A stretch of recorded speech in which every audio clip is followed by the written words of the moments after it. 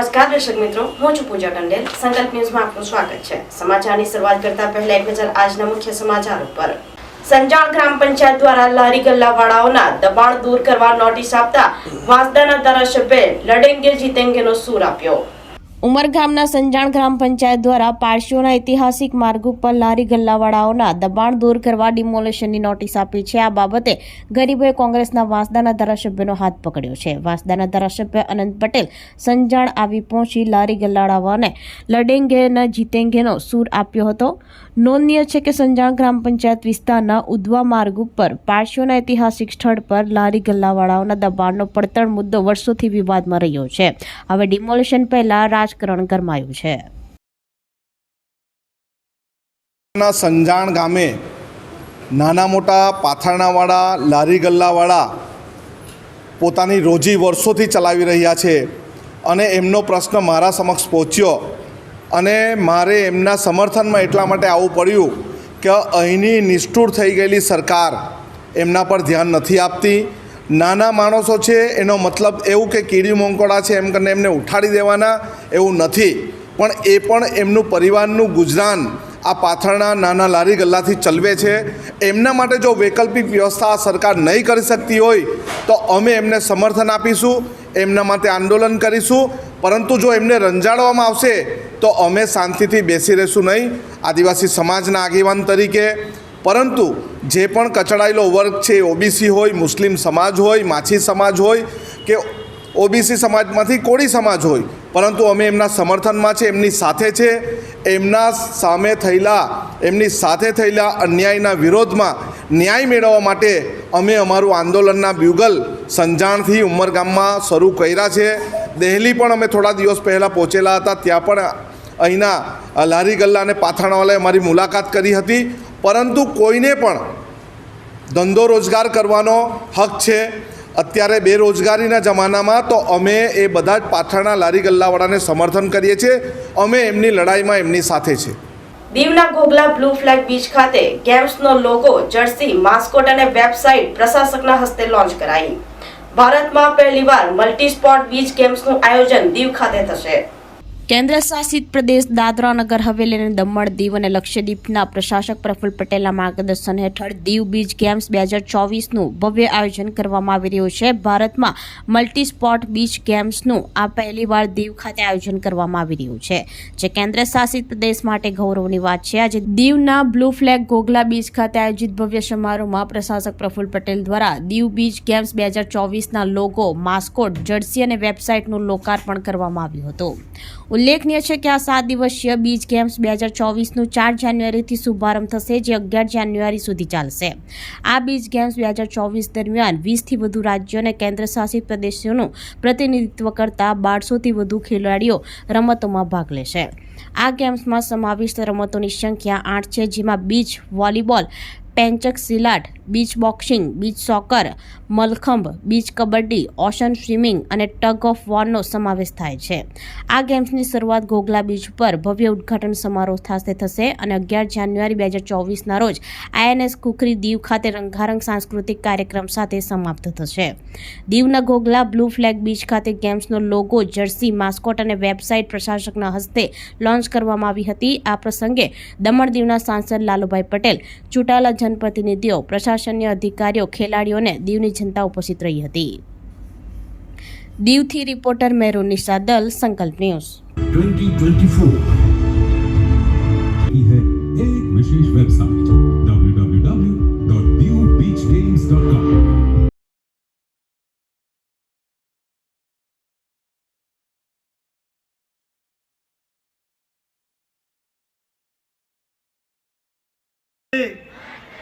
વંદે આજે તમે નકશામાં જોયો ક્રાઈનો દાણો જો હોય છે। આજે આખા 2014 પછી આપણો દમણ, દીવ અને સેલવાસ એની ઓળખ ભારતમાં બી નહીં હતી। આજે આદરણીય પ્રધાનમંત્રીના મોદીના આશીર્વાદ સાહેબથી આજે પ્રફુલ્લભાઈ સાહેબે જે કામ કર્યું એના વિશ્વમાં ઓળખાણ આપી આપણા પ્રદેશની। સંધ્યા પછીનો જે સમય છે અને જે ઉત્સાહ છે, કદાચ મેં મારા 7.5 વર્ષના ઇતિહાસમાં ક્યારેય આવો અનુભવ નથી કર્યો।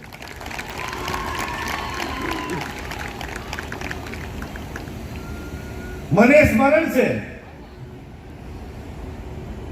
અહીંયા તો તમે તો લોકલ છો, ઘોઘલા અને દીવ અને બાકીના 4 ગ્રામ પંચાયત, તમને એનો અનુભવ હતો જ. અહીંયા 7 વર્ષ પહેલા કેવું હતું, આપણે જેને કહીએ ને ગાંડા બાવળ હતા, એકલા ગાંડા બાવળ.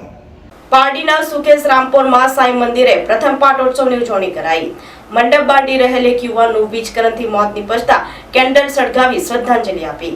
પારડી તાલુકાના સુકેશ રામપોર ગામે આવેલ સાંઈ મંદિરનો પ્રથમ પાટોત્સવની ઉજવણી કરવામાં આવી હતી. સવારથી મંદિરના પટાંગણમાં પૂજા હવન યજ્ઞ ભૂદેવોના મંત્રોચ્ચાર સાથે કરવામાં આવ્યો હતો. પૂજામાં 8 જોડાઓ બેઠા હતા. આરતી અને શોભાયાત્રામાં ભક્તો જોડાયા હતા. જે બાદ બપોરે 12 કલાકે મહાપ્રસાદનું આયોજન કરવામાં આવતા મોટી સંખ્યામાં ગ્રામજનો અને આસપાસના ભક્તોએ લાભ લીધો હતો. ઉલ્લેખનીય છે કે થોડા દિવસ અગાઉ મંડીના પાટોત્સવની ઉજવણી દરમિયાન મંડપ બાંધી રહેલ એક યુવાનને વીજ કરંટ લાગવાથી મોત નીપજ્યું હતું, જેને ગ્રામજનોએ કેન્ડલ સળગાવી યુવકને શ્રદ્ધાંજલિ આપી હતી. રામપોર સાંઈ મંદિર કૃષ્ણાજી મહારાજના ઓમ સાંઈરામ 15/12/2023ના દિવસે સાંઈ મંદિરના પાટોત્સવની તૈયારી ચાલી રહી હતી ને એમાં આ મંડપનું કામ કરતા કપરાણાના એક જિગ્નેશભાઈ નામનો એક દીકરો જેમને વીજ કરંટ લાગવાથી દેવલોક પામ્યો હતો અને રામપોર સમસ્ત ગામની અંદર એક શોકની લાગણી ફેલાઈ ગઈ હતી.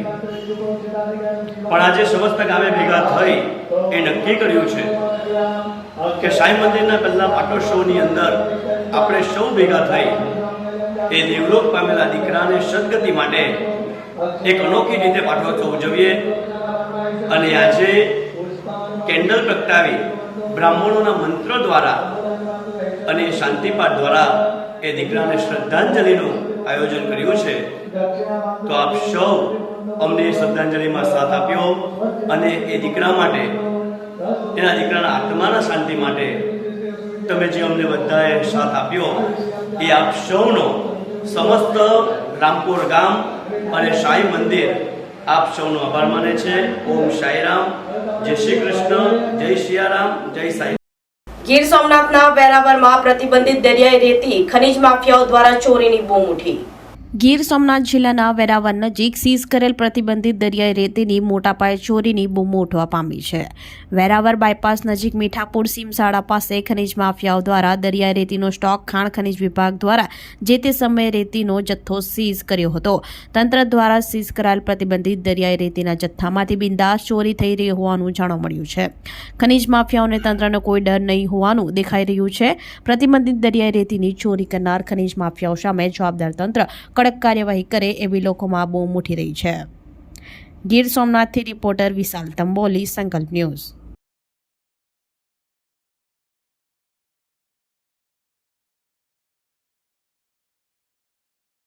ભરૂચ પોલીસ તાલીમ કેન્દ્ર ખાતે મહિલા લોકરક્ષકોની દીક્ષાંત પરેડ સમારોહ યોજાયો. ભરૂચ પોલીસ તાલીમ કેન્દ્ર ખાતે જિલ્લા પોલીસ અધિક્ષક મયુર ચાવડાની વિશેષ ઉપસ્થિતિમાં દીક્ષાંત પરેડ સમારોહ યોજાયો હતો. પોલીસ તાલીમ કેન્દ્ર ભરૂચ ખાતે તાલીમ લઈ રહેલા મહિલા લોકરક્ષકની બેઝિક તાલીમ પૂર્ણ થતાં કુલ 234 મહિલા લોકરક્ષકોની દીક્ષાંત પરેડ સમારોહનું આયોજન કરવામાં આવ્યું હતું. આ અવસરે ભરૂચ પાલિકાના પ્રમુખ વિભૂતિ યાદવ સહિત જિલ્લાના નાયબ પોલીસ અધિક્ષક અને પોલીસ ઇન્સ્પેક્ટર ઉપસ્થિત રહ્યા હતા. મોટી સંખ્યામાં પોલીસ પરિવારના સભ્યો અને શહેરીજનોએ આ અવસરની પરંપરાને નિહાળી હતી. પરેડ દરમિયાન વાતાવરણ તાળીઓના ગડગડાટથી ગુંજી ઉઠ્યું હતું. ભરૂચથી રિપોર્ટર અવી સૈયદ, સંકલ્પ ન્યૂઝ.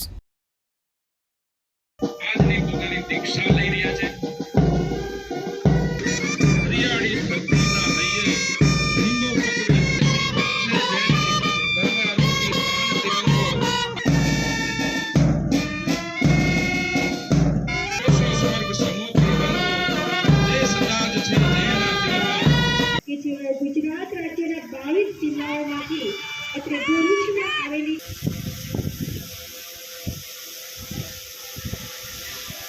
તો આ તાજા સમાચારો, નવા સમાચારો સાથે કાલે ફરી મળીશું. નમસ્કાર. આપણી સંકલ્પ ન્યૂઝ ચેનલને સબસ્ક્રાઇબ અને લાઇક કરો. બેલ આઇકન દબાવો જેથી આવનાર ન્યૂઝ અપડેટ્સની નોટિફિકેશન આપના મોબાઈલ પર સૌથી પહેલા પહોંચે. Like, subscribe and share the video.